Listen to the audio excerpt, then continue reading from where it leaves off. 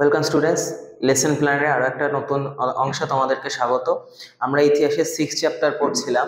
তো 6 চ্যাপ্টারে আমরা যে বিষয়টা নিয়ে ঢুকছি, আবার আগের দিন আমরা গান্ধীজির উত্থান দেখেছি, আর এবার দেখবো বঙ্গভঙ্গ আন্দোলনে কৃষক শ্রেণীর ভূমিকা। এবার ব্যাপারটা হচ্ছে বঙ্গভঙ্গর যে বেসিক যে জ্ঞানটা তোমাদেরকে, সেটা আমি প্রিভিউ ভিডিও আকারে একটা ভিডিও যেটা আমার বাড়ি থেকে করেছিলাম সেটা আমি দেখিয়েছিলাম। তো সেটা তোমাদের অতটাও ডিটেলস আমি কিছু বলিনি, এবং ওটা জাস্ট রবীন্দ্রনাথ এবং বঙ্গভঙ্গ আকারেই থেকে গেছিল ভিডিওটা। ঠিক আছে, তো এবার তোমাদের একদম চ্যাপ্টার ওয়াইজ যে অংশটুকু রয়েছে সেই অংশটুকুকে আমি বোঝাবো যে এটা কি কি ইম্পর্টেন্স আছে, কোথায় কোথায় আছে। তো তোমাদের এই চ্যাপ্টারটা বড্ড অদ্ভুত একটা চ্যাপ্টার, কারণ চ্যাপ্টারের নাম হচ্ছে 20 শতকে কৃষক ও শ্রমজীবী আন্দোলনে কংগ্রেস এবং বামপন্থীদের ভূমিকা। কিন্তু তোমরা মজার ব্যাপার দেখবে যে এই 4টে বা 5টা জিনিসকে তোমরা কৃষক শ্রেণী, শ্রমিক শ্রেণী, অন্যদিকে বামপন্থী এবং কংগ্রেস, এদের সবকটাকে তুমি সবকটা চ্যাপ্টারের সাথে সেইভাবে লিঙ্ক করতে পারছো না, এবং স্বাভাবিক সেটা, চ্যাপ্টারের নামের সাথে এখানে একটু এদিক ওদিক আছে। যেমন এই বঙ্গভঙ্গ আন্দোলনে কৃষক শ্রেণী, এটা আমি লিখেছি কারণ এটা তোমাদের বইতে এইভাবে আছে। আমি জানি না সব বইতে একই আছে কিনা, আমার কাছে যে বইটা আছে সেটাতে এভাবেই রয়েছে, কিন্তু আমি ওই জন্য এটাকে ব্র্যাকেটের মধ্যে রেখেছি যে কৃষক শ্রেণী বিষয়টা একটু অন্যরকম হবে, যেটা আমার ভিডিওতে যেতে যেতে দেখতে পাবো। ঠিক আছে, তো বঙ্গভঙ্গর বেসিকটা কি ছিল? 1905 খ্রিস্টাব্দে লর্ড কার্জন জুলাই মাসে প্রস্তাব রাখেন বঙ্গভঙ্গ করতে হবে, এবং 1905-এর 16 অক্টোবর সেটা কার্যকর হয়। প্রশাসনিক সুবিধার জন্য এই নিয়ম এইটা ইমপ্লিমেন্ট করা হয় বলেই ব্রিটিশরা প্রচার করে, কিন্তু বাস্তব কারণ কি ছিল সেটা আমি আগের ভিডিওতে বুঝিয়েছি। এখানে এক লাইনে বলতে গেলে বাঙালি ঐক্য নষ্ট করা, কারণ বাংলাই তখন ভারতের রাজনীতিতে সব থেকে প্রাসঙ্গিক, এবং ভারতের যে সশস্ত্র বিপ্লবে বলো সেখানে অত্যন্ত ভাবে সক্রিয়। ঠিক আছে, এই ঘটনাটার জন্যই বাংলার মেরুদণ্ড ভেঙে দেওয়ার একটাই প্রধান কারণ ছিল যে এখানেই সশস্ত্র বিপ্লব অত্যন্ত ভাবে সক্রিয় হয়ে উঠেছিল। ঠিক আছে, তো এর প্রতিবাদ বাংলা জুড়ে যেরকম হয়েছে সেরকম সারা ভারত জুড়ে ছড়িয়ে পড়ে, এবং এই বঙ্গভঙ্গ ইমপ্লিমেন্টটা বঙ্গভঙ্গ চলাকালীনই সারা ভারতবর্ষের বড় বড় কংগ্রেস বলো বা অন্যান্য যে সমস্ত সংগঠনের নেতৃত্ব ছিল তারা কিন্তু একদম ফ্রন্ট লাইনে এসে আন্দোলনে অংশগ্রহণ করে। আমি রবীন্দ্রনাথের ভূমিকা বলেছি, রবীন্দ্রনাথ কিন্তু নন পলিটিক্যাল একজন ব্যক্তি, অবশ্যই তিনি পলিটিক্যাল ব্যক্তি, কিন্তু অ্যাজ এন বাকিদের মতো পলিটিক্যাল তাকে হয়তো আমরা ধরতে পারবো না, কারণ রবীন্দ্রনাথ তো একটা ইউনিভার্স বলতে গেলে, তো তার সব জায়গাতেই কিছু না কিছু অবদান রয়েছে। যাই হোক, তো রবীন্দ্রনাথের কথায় আজকে বাদ যাবো। আজকে আমরা দেখবো যে প্রথমে বাংলায় কারা এরা অংশগ্রহণ করে। সুরেন্দ্রনাথ ব্যানার্জি, অশ্বিনী কুমার দত্ত, অরবিন্দ ঘোষ। সুরেন্দ্রনাথ ব্যানার্জি যেরকম সশস্ত্র বিপ্লবের সাথে যুক্ত ছিলেন, তেমনি কংগ্রেসের সাথেও যুক্ত ছিলেন। অশ্বিনী কুমার দত্ত এবং অরবিন্দ ঘোষ ভয়ঙ্কর রকমের সশস্ত্র বিপ্লবী এবং গুপ্ত সমিতির সাথে যুক্ত ছিলেন, এবং তারা অত্যন্ত সুচতুর ভাবে ব্রিটিশদের বহু অফিসারদেরকে হত্যা করেছেন, বহু জায়গায় আক্রমণ করেছিলেন। তারা ফ্রন্ট লাইনে এসে বাংলায় এইটার বিরোধিতা করে। অরবিন্দ ঘোষ কিন্তু ব্যারিস্টারও ছিলেন। ঠিক আছে, ঋষি অরবিন্দ হন পরে, কিন্তু তার আগে তার সে বর্ণময় জীবন, পরবর্তীতে কোনো জায়গায় হয়তো অরবিন্দ ঘোষের কথা থাকলে সেগুলো তোমরা পড়বে, একটা বর্ণময় জীবন তোমরা পাবে। বোম্বাই প্রদেশে বাল গঙ্গাধর তিলক, তোমরা সবাই নাম জানো তার, বাল গঙ্গাধর তিলক, যোশী এবং পরাঞ্জপে এরা রাস্তায় নেমে কংগ্রেসের ছত্রতল হোক কি নিজেদের ব্যক্তিগতভাবে তারা এই বঙ্গভঙ্গ আন্দোলনের বিরোধিতা করেছিলেন। ঠিক আছে, অপরদিকে পাঞ্জাবে লালা লাজপত রায় এবং জয়পাল এই দুজন পাঞ্জাবে এটা অংশগ্রহণ করে। ঠিক আছে, এটা মনে রাখতে হবে কিন্তু যে এই যে 3টে প্রভিন্সের নাম বললাম, বাংলা, বোম্বাই, পাঞ্জাব, এখানেই কিন্তু ভারতের রাজনীতি তখন অত্যন্ত গুরুত্বপূর্ণ ভূমিকা নিচ্ছে। ঠিক আছে, এই সময় ভারতে স্বাধীনতা সংগ্রাম এই কটা অঞ্চল জুড়েই গড়ে উঠছে, মূলত বাংলায়, তার পরবর্তী স্থান বোম্বাই, পাঞ্জাব এইগুলোতে চলছে। এবং পাঞ্জাবে এইরকমই সময় আর একটু কিছু সময় এদিক ওদিক পরে তোমার হচ্ছে জালিয়ানওয়ালাবাগের মতো একটা ঘটনা ঘটবে। ঠিক আছে, জেনারেল ডায়ারের ওপর নির্দেশে। তো এইবার এইগুলো ঘটছে, এই বিষয়গুলো এরা কিন্তু সমাজের এলিট শ্রেণীর রাজনীতিবিদ। ঠিক আছে, এরা ফ্রন্ট লাইনে এসে বিদ্রোহ করছে, মিটিং করছে, অসহযোগ আন্দোলন করছে, মৌন মিছিল করছে, সবকিছু করছে, অনশন করছে, কিন্তু এরা কিন্তু সমাজের এলিট শ্রেণী ছিলেন।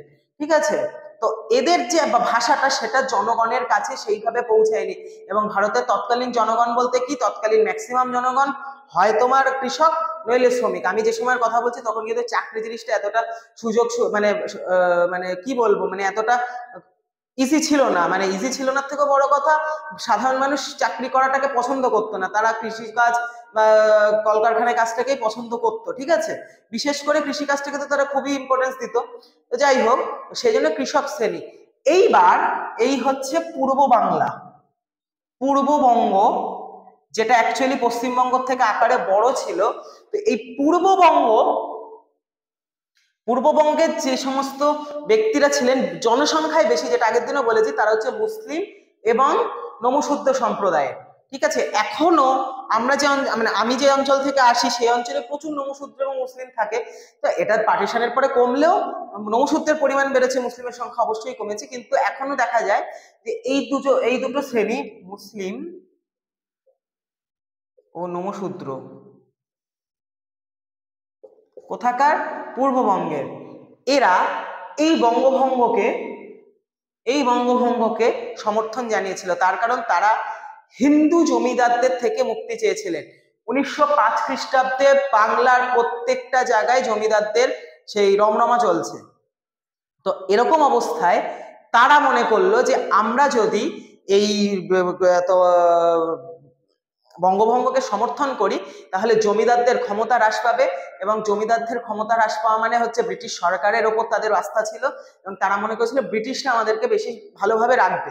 তো সেই কারণেই তারা এই বঙ্গভঙ্গকে সমর্থন করেনি।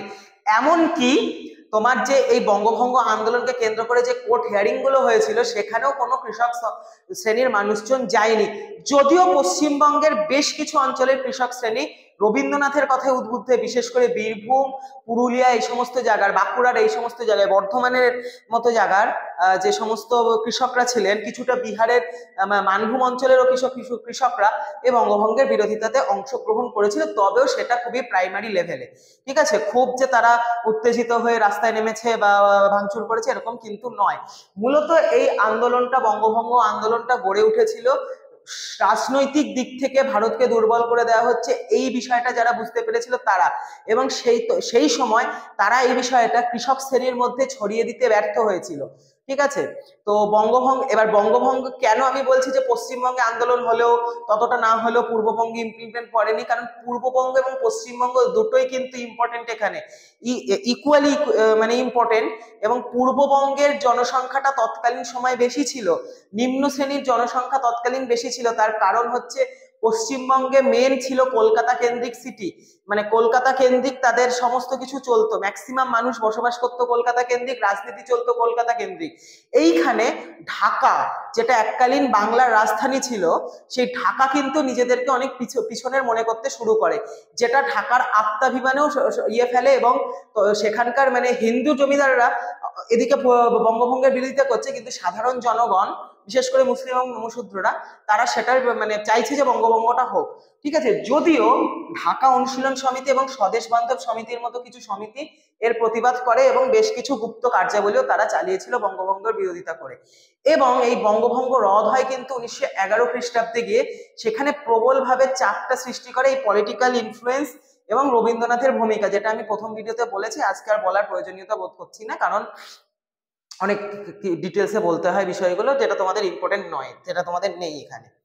তো এরপরে 1907 খ্রিস্টাব্দে অবশ্য বেঙ্গল পত্রিকা, তাতে কৃষকদের একটি গুরুত্বপূর্ণ তোমার বয়ান বেরোয়, কি বেশ কিছু কৃষকদের, যে তারা বঙ্গভঙ্গকে বিরোধিতা করছে, কিন্তু বাস্তব ক্ষেত্রে বিষয়টা ছিল সম্পূর্ণ আলাদা।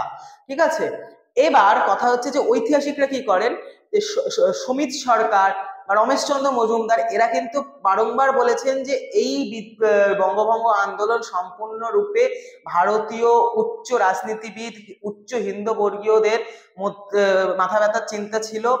নিম্নবিত্ত শ্রেণীর মানুষ, নমশূদ্র সম্প্রদায় এবং মুসলিমদের এটা একটুও নড়া দেয়নি। ঠিক আছে, তো এই বঙ্গভঙ্গটা বিষয়টা এখানে এইভাবেই উঠে আসছিল। কলকাতা কেন্দ্রিক আন্দোলনই কিন্তু পরবর্তীকালে বঙ্গভঙ্গ রদ করতে সাহায্য করে। এখানে আরেকটা বিষয় হয় যে বঙ্গভঙ্গকে কেন্দ্র করে কিন্তু গুপ্ত সমিতিগুলো অনেক বেশি অ্যাক্টিভ হয়, এবং এতটাই অ্যাক্টিভ হয়ে পড়ে যে 1911 খ্রিস্টাব্দে কলকাতা থেকে রাজধানী দিল্লি নিয়ে যেতে হয়। অর্থাৎ তোমরা একটা জিনিস মনে রাখো, যে এই দিল্লি, লিখি দিল্লি, আশা করি দেখতে পাচ্ছ এই দিল্লি দিল্লি ভারতের সূচনাকাল থেকে ভারতের প্রধান রাজধানী বলা চলে। সেই মহাভারতের সময় থেকে, যবে ওটা হস্তিনাপুর ছিল, ইন্দ্রপ্রস্থ ছিল, সেই সময় থেকে দিল্লি এতটাই ইম্পর্টেন্ট যে পরবর্তী কালের প্রায় 5 থেকে 6,000 বছর এই দিল্লি, মানে আমি পুরাণ ধরলে 5-6,000 বছর, অ্যাকচুয়ালি যদি তোমরা ধরো তাহলে মগধের পরে যদি ধরো তাহলে হচ্ছে প্রায় তোমাদের 2000 বছরের কাছাকাছি এই দিল্লি ছিল ভারতের রাজধানী এবং সব থেকে ইম্পর্টেন্ট শহর। কিন্তু ব্রিটিশ শাসনে এই দিল্লি হয়ে যায় মানে বেসলেস, দিল্লির গুরুত্ব হ্রাস পায় এবং দিল্লির জনগণও ভারতের রাজনীতিতে খুব একটা গুরুত্বপূর্ণ ভূমিকা নিত না। সেই কারণে কলকাতা